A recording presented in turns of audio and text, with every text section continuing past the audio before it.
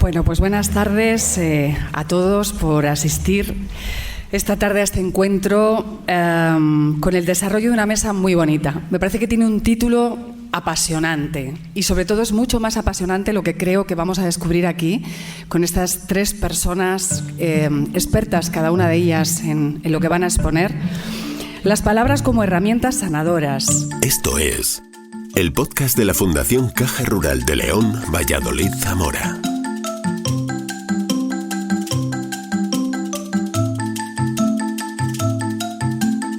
Escucha la carta, las conferencias, la voz de los premiados, el argumento del autor. Investigadores, médicos, científicos, historiadores, músicos, creadores de cultura y arte, intelectuales de diversas ramas se convierten en divulgadores de conocimiento a través de este podcast. Bienvenido. Las palabras cuya esencia sanadora tiene de fondo un objetivo, que es el de poder aquí en esta mesa, de alguna manera, revisar y descubrir a través de las intervenciones de ellas, descubrir a través de las ponentes la necesidad de ser conscientes de un fenómeno que no es nuevo. Si bien el interés de personas profesionales de la salud y organizaciones no gubernamentales, como el Teléfono de la Esperanza, por su recorrido experiencial, han sabido ir dando con pasitos para poder ir ofreciendo pues soluciones, apoyo a través de la escucha, precisamente a aquellas personas que por diferentes razones se encuentran en su vida con la imperante necesidad de tener que gestionar el quiebro hacia el dolor, la conclusión de la vida, la falta de salud por enfermedad, un tránsito para el que es crucial extrovertir lo que la persona siente con lo que le está ocurriendo y poder recibir una escucha plena y llena de atención. Llena de atención que significa que de alguna manera estamos metidos en una burbuja y lo que cuenta es aquello que la persona está expresando, está exteriorizando.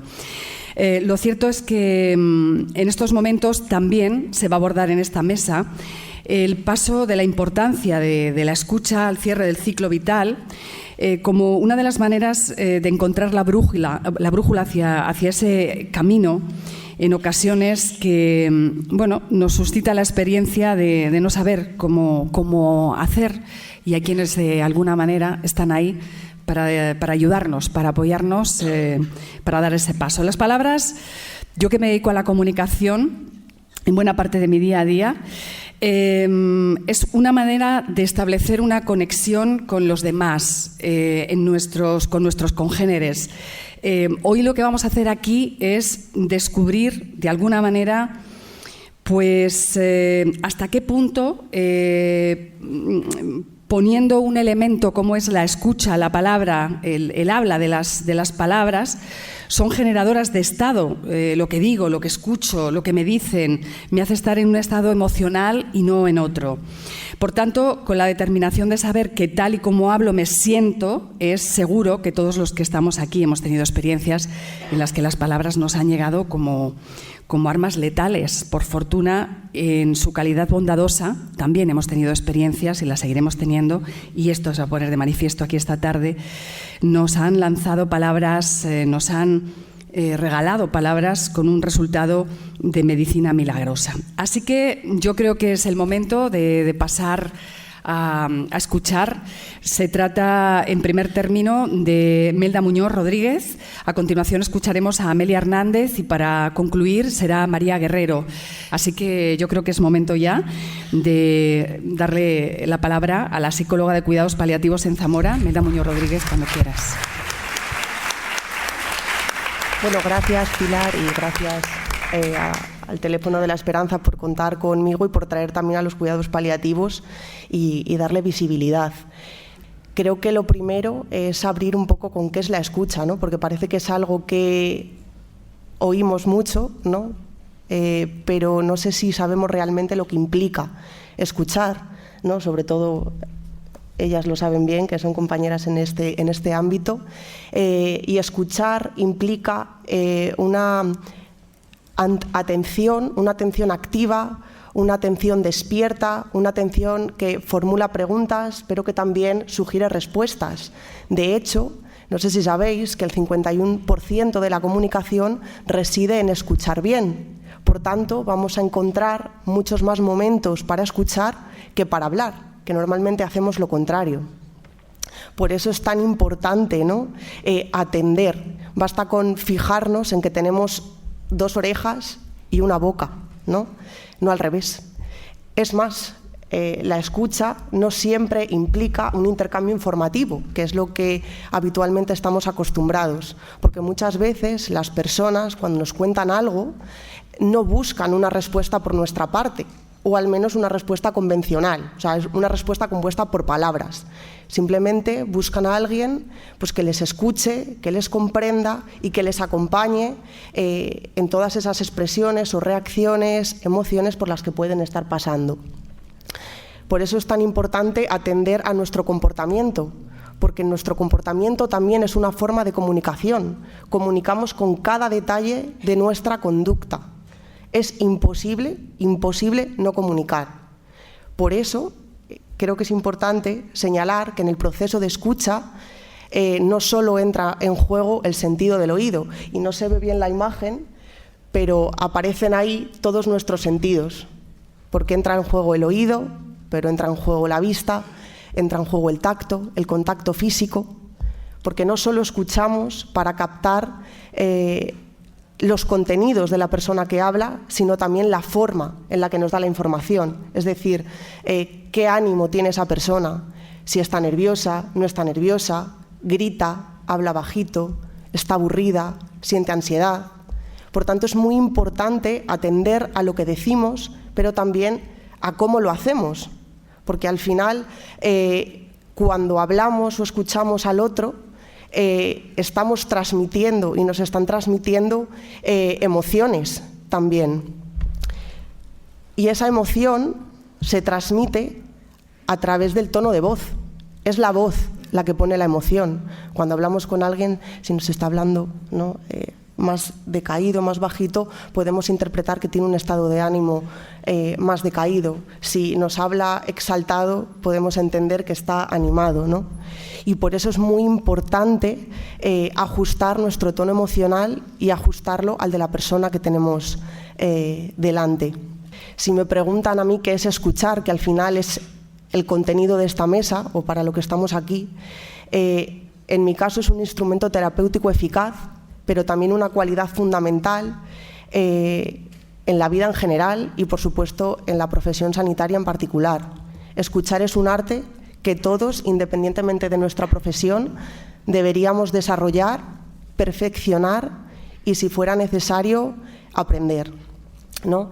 Y teniendo en cuenta esto, como yo pertenezco a lo que más me dedico, ¿no?, es al ámbito de los cuidados paliativos, me preguntaban también qué o para qué sirve, ¿no?, escuchar en cuidados paliativos.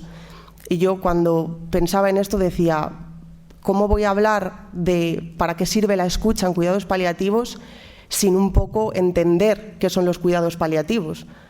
Porque creo que hay una visión un poco errónea de lo que son los cuidados paliativos. Cuidados paliativos no es no tener un tratamiento activo, no es que me queden 6 meses de vida. Estar en cuidados paliativos implica tener unas necesidades especiales, implica padecer una enfermedad avanzada, implica padecer una enfermedad crónica que probablemente tenga un pronóstico de vida limitado, pero no sabemos cuánto va a ser ese tiempo. Está claro que padecer una enfermedad de este tipo sí que va a suponer una fuente de estrés importante por las alteraciones funcionales y emocionales que implica, que va a generar un gran impacto emocional tanto en el que la padece como los que están alrededor de ella, ¿no?, ya sean los familiares, amigos o los profesionales que nos dedicamos a su cuidado. Además, supone adaptarse a una situación cambiante donde va a haber muchos síntomas, muchas fluctuaciones. y donde todos van viendo y vamos viendo ese deterioro progresivo, que eso sí es una constante y que genera mucho sufrimiento. Y por su parte, ¿no?, la familia va a tener que reorganizarse, va a tener que realizar tareas que antes realizaba la persona enferma y van a tener que compaginar sus vidas con el cuidado del paciente. Y este proceso de adaptación, que me parece importante también entender, no es un proceso lineal y concluso, sino que las personas van pasando por distintas fases, van experimentando distintas emociones a lo largo de todo el proceso de enfermedad, en especial en los momentos de crisis en los que van a surgir pues, nuevos síntomas, nuevas dificultades o pérdidas a la que la persona va a tener que hacer frente. Y precisamente acompañar y escuchar en todo ese proceso de enfermedad pues no es una tarea sencilla. ¿Para qué sirve entonces la escucha? Especialmente en lo que a mí me toca, ¿no? Ahora que he contextualizado un poco en esta etapa de la vida, pues sirve fundamentalmente para ayudar y facilitar al enfermo y a la familia la expresión de las emociones, ya sea la tristeza, ya sea la rabia, ¿no?, el por qué me pasa esto a mí, por qué le pasa esto a mi familiar, los miedos que son tan frecuentes cuando padezco una enfermedad avanzada, el miedo a la pérdida de autonomía, el miedo a cómo voy a morir, la incertidumbre que genera toda esta situación. Pero la escucha, cuando padezco una enfermedad avanzada, cuando me encuentro en la etapa final de la vida, también me va a servir para ayudar a encontrar la palabra adecuada para manifestar todas estas emociones que van a experimentar tanto el paciente como la familia. Fijaos, ¿no? Si nos paramos a pensar un momento, cuando alguien nos habla, parece que siempre estamos pensando en qué vamos a responderle ante eso que nos está diciendo. Pero eso no es escuchar, porque debemos escuchar para comprender, no para responder. Y en concreto, en la relación con el enfermo y con la familia, esto va a adquirir una especial relevancia, porque solo escuchando y comprendiendo vamos a conocer lo que es realmente importante para ellos, que normalmente o generalmente, que esto lo vemos a diario, no se corresponde con lo que nosotros presuponemos, ¿no?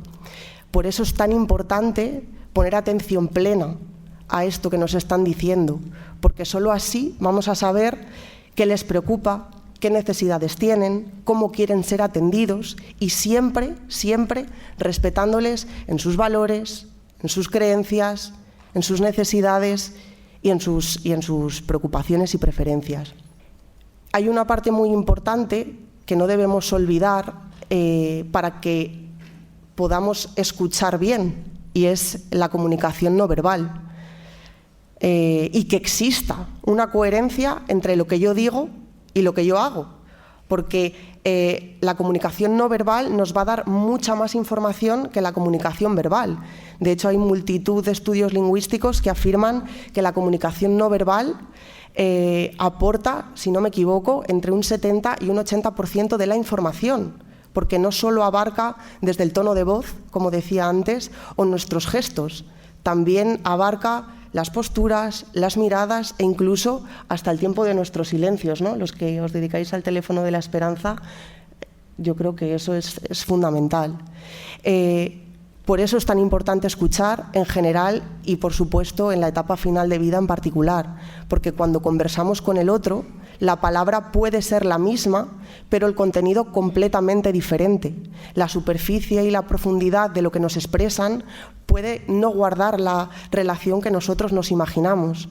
Por eso, cuando escuchamos al otro, es tan importante atender a lo que decimos y a cómo lo hacemos, pero también a lo que nos dicen y cómo nos lo dicen, para obtener un mapa más preciso de nuestra comunicación con el otro. Y si todo este proceso de comunicación lo hemos realizado de manera adecuada, vamos a lograr que el enfermo y la familia logren una mejor adaptación a esa situación de enfermedad avanzada y, en definitiva, esa etapa final de la vida, y también lograremos favorecer una adecuada despedida, que al final pues es uno de nuestros principales cometidos, o al menos en el ámbito en el que yo trabajo. Creo que hay otra pregunta u otra cuestión que es importante abordar, ¿no? Y que también me preguntaba ayer Pilar cuando me llamaba. ¿Y qué es lo más difícil de la comunicación al final de la vida o en la etapa final de la vida? Muchas cosas, diría, ¿no? Precisamente por el sufrimiento que puede generar y por todas estas pérdidas constantes que un poco he pincelado. Pero creo que una de las mayores dificultades que tenemos es la que tiene que ver con el procesamiento de la información, porque no es lo mismo escuchar que procesar, ¿no? Cuando nos hablan, no captamos toda la información que nos están dando, y todo ese material que no es procesado, no es almacenado, no lo integramos y se pierde. De hecho, nadie, ninguna persona, en ninguna situación normal, somos capaces de retener el 100% de la información. Si a esto le añadimos la situación de impacto emocional, como comentaba antes, ¿no?, a la que se tiene que enfrentar una persona que padece una enfermedad avanzada, crónica, con un pronóstico de vida limitado o que se encuentra al final de la vida, ese porcentaje disminuye mucho más. Y aunque pensemos que nos están escuchando atentamente, es probable que no se estén quedando ni con la mitad de lo que les estamos diciendo, ¿no? Por eso, ¿no?, repito, es tan importante poner esa atención plena, atender al lenguaje no verbal, realizar preguntas abiertas y clarificar, que nos indiquen qué quieren decir con eso que nos están manifestando, pero también clarificarnos nosotros. Es decir, finalizar la conversación con la tranquilidad de que han sacado las conclusiones que nosotros estamos pretendiendo transmitirles, ¿no?, cuando conversamos con ellos. Y creo, para irnos con esta idea, que otra de las mayores dificultades que hay es el temor a la muerte y cómo ha cambiado la idea que tenemos del morir y de hablar de la muerte en nuestra sociedad, ¿no? Creo que antes se vivía la muerte como lo que es, un proceso natural, porque siento deciros a todos que todos nos vamos a morir, los que estamos aquí, no vamos a quedarnos nadie, y es la única certeza que tenemos en esta vida. Antes, ¿no?, se velaba, sobre todo en los pueblos, ¿no?, con las puertas abiertas, desde niños, adolescentes, adultos, personas mayores, se realizaba un acompañamiento hasta el final. Sin embargo, ahora la muerte es vista como un tabú, resulta muy difícil hablar de ella, es entendida como algo desconocido, que provoca una pérdida y que desemboca en un proceso de sufrimiento, ¿no? Y nos resulta mucho más sencillo apartarla a una esquina para que moleste lo menos posible, en vez de hablar de ella o de lo que ella nos genera. Y sin embargo, hablar de la muerte no solo nos hace entenderla, repito, como lo que es, un proceso natural de la vida, sino que ayuda a romper barreras, sobre todo con el paciente y con la familia, y les ayuda a centrarse en el aquí y ahora, aceptando las pérdidas que esa enfermedad avanzada conlleva, pero también a vivir en el presente, y les permite tomar conciencia de que la persona aún vive y que es verdad que la enfermedad va avanzando, pero siempre va a ser un buen momento para compartir tiempo juntos, disfrutando de lo que todavía tienen y pueden hacer. Y si hacemos esto, ¿no?, si rompemos esta barrera, vamos a tener tiempo para revisar la historia de vida y darle un sentido, pues recordando o poniendo énfasis en momentos importantes. A mí me gusta mucho recordar cómo se conocieron, o cuando me cuentan que han podido conocer a su nieto o llevar a su hija al altar, porque en definitiva vivir ha merecido la pena. Cuando rompemos esa barrera y hablamos de la muerte, también va a haber tiempo para revisar el legado, lo que yo dejo a los demás y a la sociedad cuando ya no estoy, el legado artístico, el legado intelectual, los valores familiares. Cuando rompo esa barrera de hablar de la muerte, también va a haber tiempo para agradecer, para reconciliarse, para pedir perdón, para resolver asuntos pendientes y también para decir lo que yo deseo y que mis deseos sean cumplidos, ¿no? Yo con mis padres, que están por aquí viéndome, hablamos mucho de esto y de lo que quieren, de dónde quieren ser enterrados, de si quieren incinerarse. Abiertamente lo hablamos mientras comemos muchos días. Y también va a haber tiempo para despedirse. Esto significa dejar marchar a la persona, pero terminar esa relación de la mejor manera posible, ¿no? Teniendo la satisfacción de que he hecho todo lo que está en mi mano y todo lo posible por esa persona. no solo da tranquilidad a los que nos quedamos, sino también da tranquilidad al que se va, ¿no? Y yo creo que esto es muy importante. Y bueno, como decía Jenis, que esta frase me gusta mucho, quien es capaz de escuchar puede oír muchas cosas que nunca fueron dichas. Y yo creo que hasta aquí.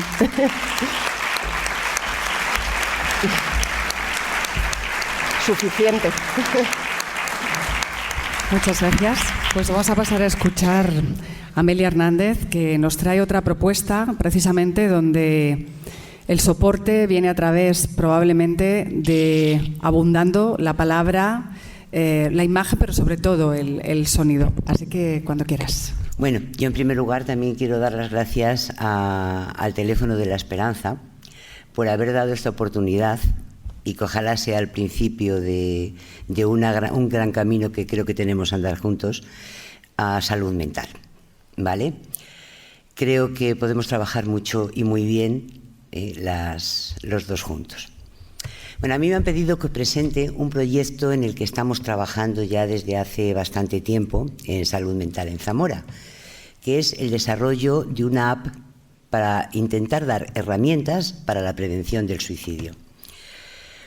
Os la tengo que presentar muy por encima porque el tiempo de que disponemos en esta mesa tampoco es mucho.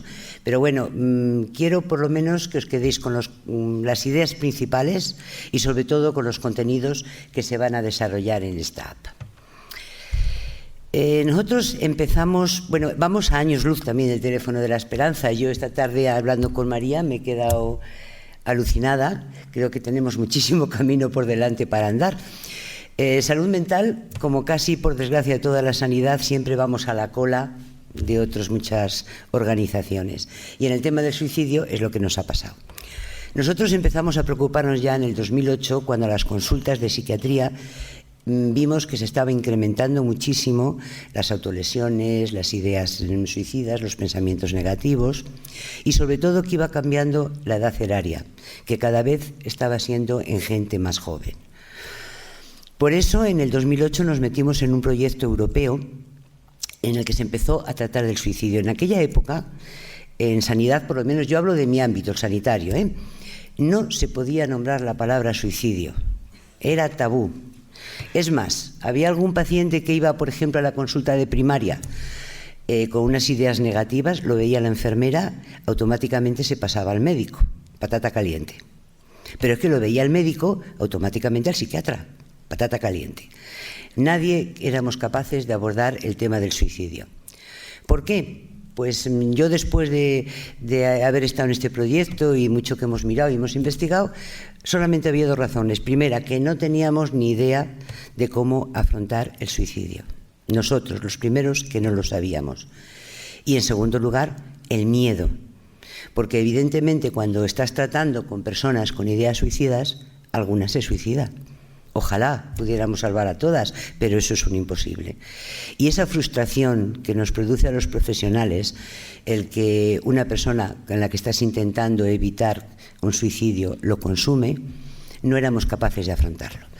Entonces, bueno, nos fuimos metiendo en el proyecto, nos fuimos formando nosotros, hemos ido dando pequeños pasos, y al final dijimos que ¿qué es lo que hay hoy en día que podamos, qué herramienta es la que tenemos mejor que podemos usar?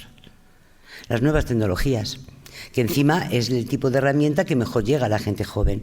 Y nos pusimos a desarrollar una app. Primero estudiamos un poquito cómo estaba, si había ya trabajos, no había, hay muy pocos, evidentemente, pero los que hay, todos sí que apuntan a que las nuevas tecnologías pueden ser una herramienta muy válida en la prevención del suicidio. Son varias las herramientas de este tipo que hay, pero nosotros hemos querido diferenciarnos un poco. ¿Qué es lo que queremos? Claro, vosotros pensar que inicialmente el desarrollo de esta app iba encaminado a salud mental, a nuestros propios pacientes. Ahora ya no, ahora nuestros objetivos ya son mucho más amplios. Ya queremos que sea una herramienta que pueda disponer cualquier persona. Aclaro que esto todavía está en fase de proyecto. Hemos hecho una primera parte ya probándola con un grupo de personas que estaban derivadas a la unidad de prevención del suicidio. Han estado como 2 años más o menos probando la app y la verdad es que los resultados que se han obtenido nos animan bastante. Y queremos que sea un doblete, que además de ser una herramienta contra el suicidio, pues vaya quitando un poquito el estigma social que tenemos con respecto a la enfermedad mental. Estamos siendo muy detallistas en algunos puntos determinados, por supuesto en el de la confidencialidad y la privacidad. Queremos que aporte también unos recursos educativos en los que con pequeñas píldoras la gente pueda saber qué es lo que está pasando por la mente de una persona con ideas suicidas. Queremos dar de forma directa los contactos de emergencia, tanto los de emergencia en red como los de emergencia locales, para cuando ya la crisis le sobrepasa.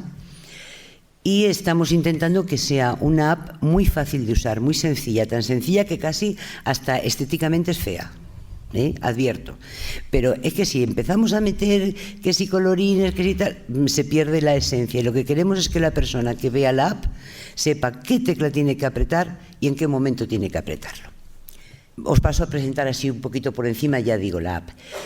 Como veis, son 6 carpetas, vamos a ir viendo una a una. Una cosa que nos diferencia esta app de las que existen en el mercado es que nosotros hemos considerado que cuando estamos mal, cuando nuestra cabeza está llena de pensamientos negativos, lo que menos suele apetecernos, o creemos que suele apetecernos, es el abrir un móvil y empezar a ver un largo texto de consejos.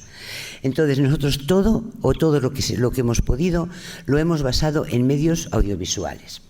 Entonces, por ejemplo, pues en la carpeta... Las personas que intentan suicidarse... Aquí damos una pequeña información sobre qué es lo que puede estar pasando por la cabeza de una persona que piensa suicidarse. El dolor es tan grande e intenso que creen que la única vía es acabar con él. Como veis, aquí lo que os pongo son pequeños cachitos de todos los vídeos que hay. En segundo lugar, cuando la persona tiene ideas suicidas, lo primero con lo que se encuentra es con una pestaña de consejos rápidos. Céntrate en el día a día. Si tienes varios problemas, enfrentarse a ellos uno a uno te ayudará a sobrellevarlos mejor. Pospón cualquier decisión acerca del suicidio. Si eres capaz de posponerla tan solo 24 horas, las cosas mejoran y te sentirás capaz de enfrentarte a tus problemas. Que no se te ocurra una solución diferente al suicidio no significa que no la haya. Simplemente ahora mismo no puedes verla, pero alguien puede ayudarte a encontrarla. Busca ayuda. Permanece acompañado hasta que los pensamientos sobre el suicidio disminuyan. No te aísles. En la siguiente subpestaña de ¿qué puedo hacer? Es donde se está elaborado un plan de seguridad personal, donde la persona va a ir seleccionando. Es una pena que no se pueda ver el vídeo, pero bueno, os explico. El plan de seguridad personal es algo con el que se trabaja muchísimo a la hora de prevención del suicidio. La persona va a elegir dentro de su entorno social un número escaso, pequeñito, de personas a las que que saben su problemática, que saben todo lo que está pasando por su cabeza y que piensa que en un momento determinado le pueden servir de ayuda. También va a reflejar pensamientos que sean positivos para ella. Me imagino que ya lo habréis oído también muchas veces, una persona que está pensando en suicidarse no está constantemente pensando en suicidarse. No se levanta con la idea suicida y se acuesta con la idea suicida. Va teniendo fluctuaciones y tiene también sus momentos positivos. Entonces, en esos momentos positivos es cuando hay que establecer este plan de seguridad personal, donde va a poner los pensamientos que en un momento determinado le ayudan, las acciones que también le pueden ayudar, que sabe que le ayudan cuando ella se encuentra deprimida. Hay gente, pues no sé, que cuando se encuentra mal se pone a pintar, otros se ponen a correr. Cada uno tiene su propia vía de escape para esos pensamientos negativos. Y unas razones para vivir, que también cada persona tiene que establecer qué razones para vivir son las que ella tiene. Pero llega un momento en el que no se puede solo, que en lo que ya no, la crisis llega, se te está escapando de las manos y ves que en cualquier momento efectivamente vas a hacer un suicidio ya en toda regla. Tienes tu plan elaborado y piensas en cómo realizarlo. Entonces aquí lo que se hace en esta pestaña va a tener un contacto directo con profesionales. Esto, os recuerdo, es una herramienta que cada uno puede utilizar si quiere, y cada uno busca los recursos que quiere. Entonces, si esta persona ha pedido ayuda, aquí va a tener los teléfonos de profesionales que le pueden ayudar en un momento de crisis. Porque hay veces en el que por mucha voluntad que tenga la persona, efectivamente no puede ya solo. Necesita a alguien que le ayude.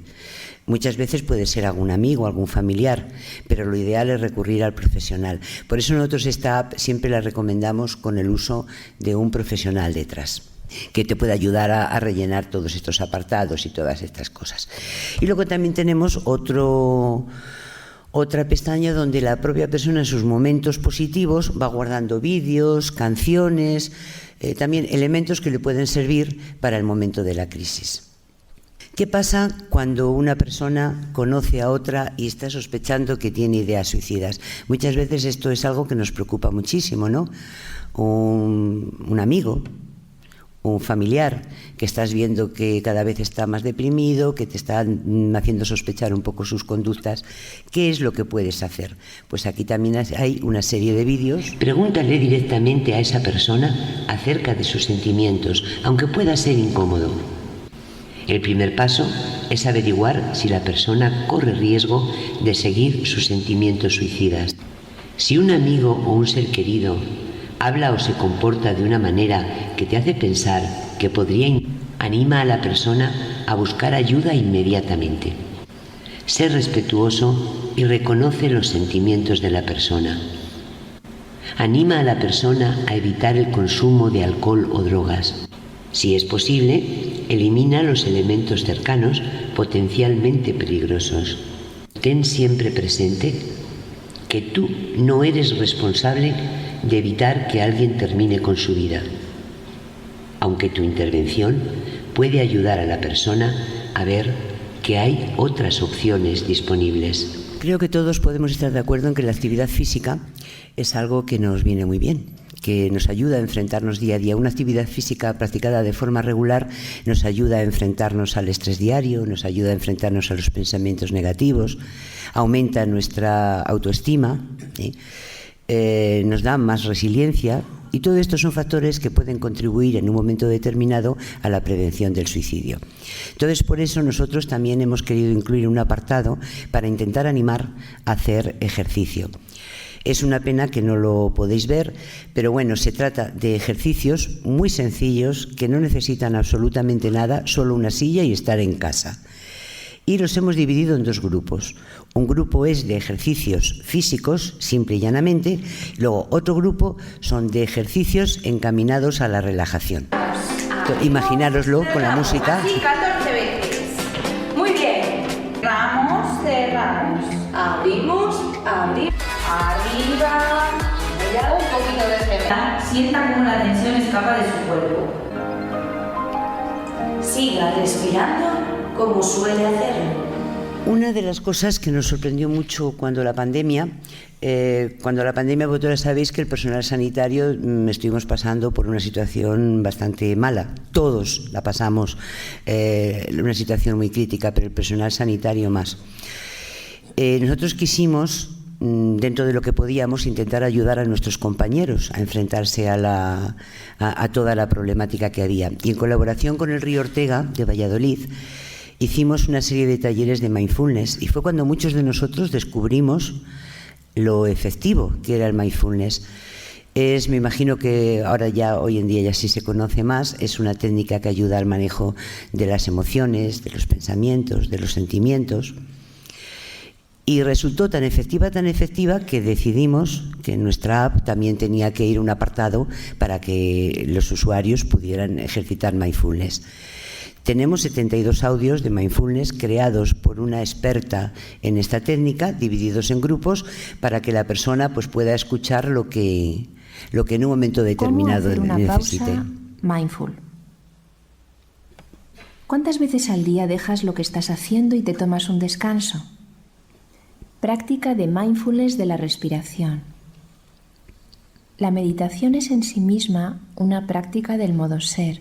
Bueno, esto os he puesto, ya digo, pequeños cachitos de todos los contenidos. Y vamos a la pestaña que es estrella de esta app. Nosotros no hemos querido crear no solo una herramienta para las personas, hemos querido crear una herramienta también para los profesionales. Y por profesional no tiene por qué ser un psicólogo o un psiquiatra, puede ser también el médico de primaria, una enfermera de primaria. Últimamente, por ejemplo, nos lo han pedido también algunos orientadores de los centros educativos, porque esta pestaña es la mágica. Esta pestaña solamente se entra con clave y solamente eso si hay un profesional detrás. En este apartado se mete un correo electrónico y directamente todos los días por la mañana el sistema le va a preguntar a la persona cómo se encuentra. Y luego a lo largo del día, según vaya cambiando su estado de ánimo, también se lo puede ir mandando, siempre con la seguridad de que ese correo está llegando a una persona que le está haciendo un seguimiento del estado de ánimo. ¿Vale? Os he dicho que las hemos estado probando durante 2 años en un grupo de personas derivadas a la unidad de prevención del suicidio. Y la sorpresa, cuando luego hemos hecho el focus group, es que solamente el hecho de saber que tenían esa posibilidad, así como la de ponerse en contacto directamente con un profesional, les ayudaba en las crisis.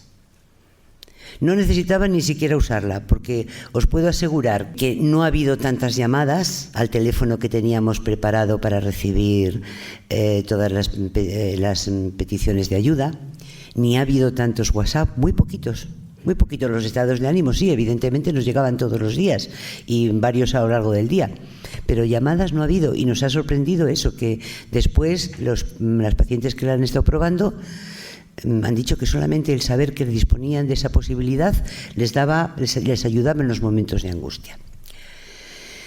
Es una app que está siendo viva, la estamos cambiando constantemente. Por ejemplo, en un principio los estados de ánimo nosotros nos creímos muy chulos y muy modernos poniendo los emoticones y dijimos, fíjate qué bien, qué bonito va a ser para todos.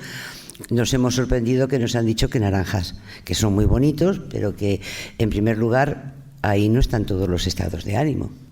Y entonces la gente dice, yo por aproximación, más o menos, la carita esta puede ser así. Entonces eso es una cosa que hemos cambiado y hemos puesto en serio ya algo que sí pueda cubrir un amplio abanico de estados de ánimo para que la persona que está detrás realmente nos enteremos de lo que está pasando. Esto es un proyecto, ya digo, en el que estamos trabajando, va a ser mucho más amplio, porque lo que queremos llegar a conseguir con esta app es que la app nos dé los datos suficientes para ser capaces de evaluar el riesgo de suicidio. Vosotros sabéis que el riesgo de suicidio pasa por diferentes fases, entonces dependiendo de cómo sea la fase, tiene que ser la intervención. Hay muchas veces que una simple llamada telefónica basta. Hay otras veces que no, que hay que derivarlo a urgencias. Muchas veces con la llamada telefónica y empleando lo que ha estado diciendo mi compañera, una escucha activa, una escucha de verdad, muchas veces con eso basta. Entonces queremos que esté eso, que nos identifique las señales, porque es la única forma de poder realmente dar una ayuda adecuada. La app hará un aprendizaje de la conducta de la persona, estableciendo unos patrones de comportamiento e identificando los usos anómalos. Todo eso es lo que nos dará la pista para saber la actuación que tenemos que hacer nosotros. Y esto es todo, que ojalá acabemos con el proyecto y que con una sola vida que sea capaz de salvar la app, nosotros nos damos ya por contentos. Pues muchas gracias.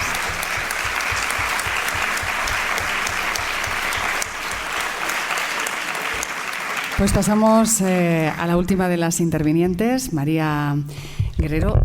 Vamos a descubrir otro de los soportes de la palabra, en definitiva de la escucha y de la comunicación. Buenas noches, encantadísima de volver a estar aquí. A mí cada vez que me llaman de Zamora, digo, si tú me dices lo dejo todo. Y aquí estoy pues con el corazón.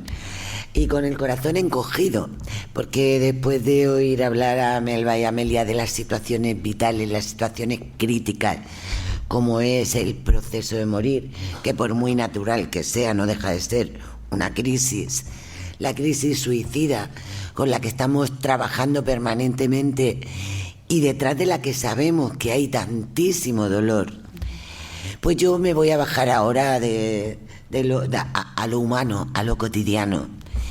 Me voy a bajar a lo cotidiano porque nos creemos que hacemos un arco de iglesia, hablar, y hablamos mucho sin decir nada, la mitad de las veces. Yo pienso que vivimos en una sociedad del ruido. Una sociedad del ruido donde solo somos escuchados cuando decimos lo que al otro quiere escuchar. Y a partir de ahí, como un día le cuentes un problema o le cuentes que estás atravesando un momento complicado, la mayoría de las respuestas que escuchamos son: lo que tú tienes que hacer es, pero ¿cómo se te ocurre pensar esto? Pero estás tonto, pero eso así no. Juicios, críticas, invalidación de nuestros pensamientos, de nuestros sentimientos. ¿Y qué es lo que hacemos ante eso? Nos encerramos. Nos guardamos nuestras preocupaciones, nuestras inquietudes, nos las comemos con patatas fritas y al final, como yo siempre suelo decir, cuando no hay expresión clara, termina habiendo explosión segura. Por un sitio o por el otro. Cuando no sale por una crisis de ansiedad, sale por un problema psicosomático, sale por contracturas en la espalda, sale por, problemas de salud de distinta índole. Entonces, la escucha que hablaba Melba me parece que es fundamental. Es fundamental porque sin escucha, sin una escucha de calidad, nos quedamos solos. Cuando yo empecé en el teléfono de la esperanza, va a hacer 35, 36 años, casi que ayer, ¿no? Casi da un poco de vértigo cuando lo pienso en años. Yo tenía mucho miedo, porque claro, las exigencias personales, la responsabilidad, a mí me podía la responsabilidad. Y decía, Dios mío, ¿y si no lo hago bien? Igual no voy a poder ayudar a otra persona, igual la lío mal, yo qué sé, igual. Y recuerdo un compañero que murió, que me dijo una de las cosas que recuerdo con más cariño, y me dijo: María, si tú tienes miedo, yo estoy solo. Si tú tienes miedo, si tenemos miedo a escuchar, lo decía Amelia ahora mismo, la necesidad de escuchar sentimientos del otro, pero para poder escuchar sentimientos del otro, yo tengo que tener una paz conmigo. Tengo que estar en paz conmigo para poder hacer esa escucha activa, porque me tengo que salir de mí para ponerme en el mundo del otro. Si no hago lo que decía Melba, alguien me está hablando y yo estoy pensando cuál es la mejor respuesta de todas las posibles para encima quedar yo muy bien. Y así el otro se queda solo y yo también. Así no se crean lazos. Por eso digo que vivimos en la sociedad del ruido, donde hablamos mucho, pero nos comunicamos muy poco. Y lo que sí que está claro es que no podemos no comunicarnos. Lo que sí que podemos es elegir cómo nos comunicamos. Si lo hacemos bien o si lo hacemos justamente todo lo contrario. ¿Y cómo?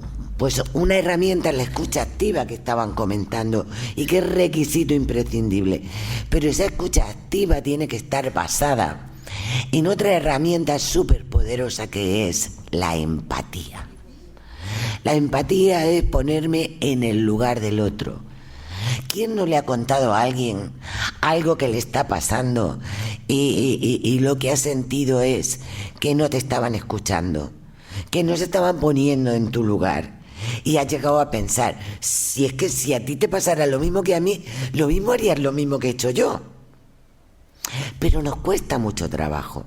Cuando escuchamos de manera empática, es decir, ponerme en los zapatos del otro, escuchar el contenido, lo que me está diciendo, pero también escuchar qué hay detrás de lo que me está diciendo, que es el contenido emocional.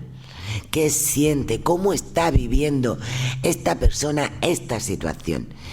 Que, ojo, puede ser muy distinta de cómo la viviríamos nosotros. Lo mismo alguien nos cuenta qué nos pasa cuando llegan los hijos.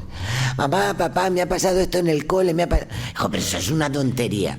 Sí, es una tontería para ti, pero para él es de suma importancia. Entonces, escuchar de manera empática es ponernos en el lugar del otro. Y con eso, ¿qué conseguimos? Pues que el otro se sienta acogido, se sienta importante para la persona que tiene delante. Lo que yo le estoy diciendo le interesa. Y si le interesa lo que le estoy diciendo, le intereso yo. Con lo cual se siente validado ante nosotros. Cuando yo miro a una persona y esta persona se siente vista, le estamos abriendo el mundo al encuentro personal. Y es que el encuentro personal, y ahora hablaré del teléfono de la esperanza, cómo lo hacemos ahí, pero he dicho que lo aterrizaba a modo de calle, porque esto no solamente nos vale a nosotros los psicólogos, los profesionales de la salud, los orientadores o profesionales en el teléfono de la esperanza. Es que esto nos vale en nuestra casa con nuestros hijos, con nuestras parejas, con nuestros amigos, con nuestro entorno. Y si queremos tener unas relaciones saludables, no hay más remedio que tener una empatía, ver al otro desde su punto de vista y escucharle de manera activa y hacerle sentirse escuchado. Sin esto, pues hay muchos más problemas en nuestra vida, que a mí me gusta llamarlos situaciones a resolver, muchas situaciones problemáticas que nos generamos precisamente porque faltan al menos estos dos ingredientes, que son los que hacen que haya un verdadero encuentro personal. Por eso nosotros en el teléfono de la esperanza, que nos dedicamos a ¿qué? Pues a la intervención en crisis y a la relación de ayuda. Nos encontramos con personas que sufren y no tenemos más remedio que estar formados y que estar preparados. Yo en la facultad que le doy clase a los futuros psicólogos, siempre les digo una cosa: no permitiría a nadie, a ninguno y a ninguna, que os pongáis delante de una persona si previamente no os habéis trabajado a vosotros mismos. Porque tenemos que ser muy conscientes de que nos vamos a poner delante de personas vulnerables. ¿Qué quiere decir vulnerable? ¿Débiles? No. Quiere decir que atraviesan dificultades complicadas. Como las vamos a atravesar, las hemos atravesado y las vamos a atravesar todos en algún momento de nuestra vida. Entonces, nosotros tenemos que tener las herramientas. Y la primera es el trabajo personal. Pero un trabajo personal a nivel intelectual, porque me he leído muchos libros, no nos vale. Otra de las máximas que les digo: conocer todas las teorías, cuantas más, mejor. Conocer todas las técnicas, cuantas más, también mejor.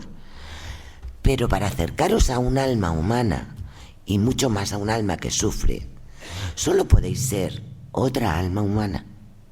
Porque solo llega al corazón lo que sale del corazón, y solo se recibe del otro lo que yo tengo la apertura para poder recibir. En el teléfono de la esperanza, la formación del voluntariado es fundamental.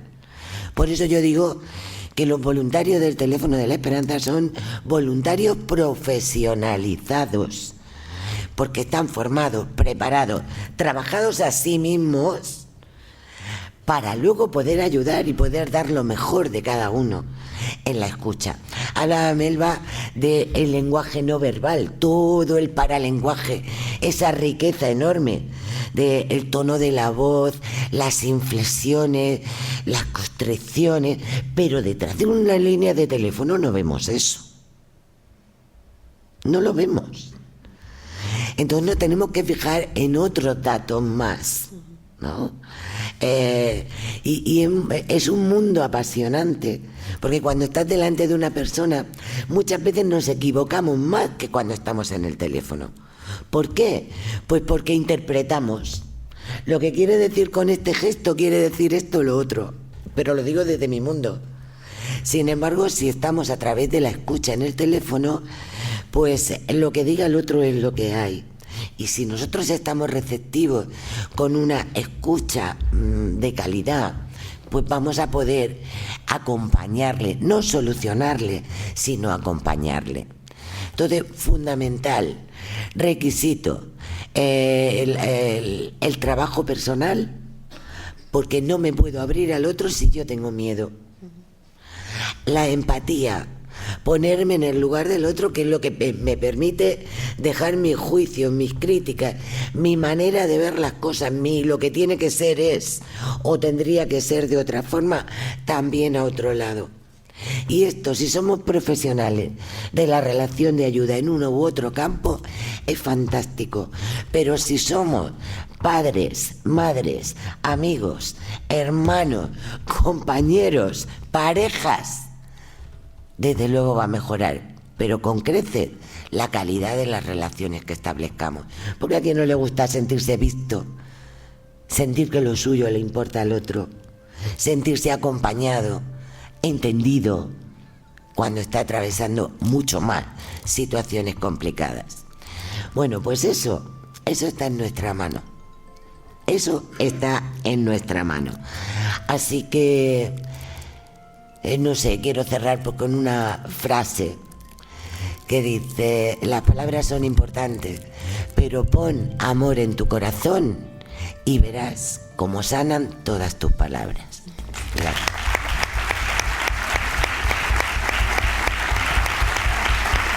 Y yo, recogiendo un poquito lo que cada una de ellas ha podido plantear, me gustaría simplemente poner el foco en que las palabras no se las lleva el viento, que quedan enganchadas en nuestra mente, en nuestro corazón, y que así de alguna manera se va dirigiendo nuestra vida por el camino que vamos de alguna manera indicando con las palabras, ya que construyen realidades externas, internas, y es algo que debemos tener muy, muy presente en el día a día.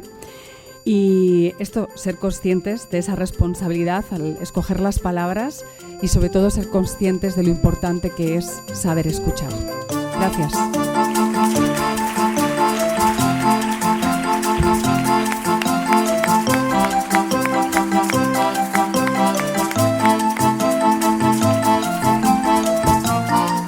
Esto es el podcast de la Fundación Caja Rural de León, Valladolid, Zamora.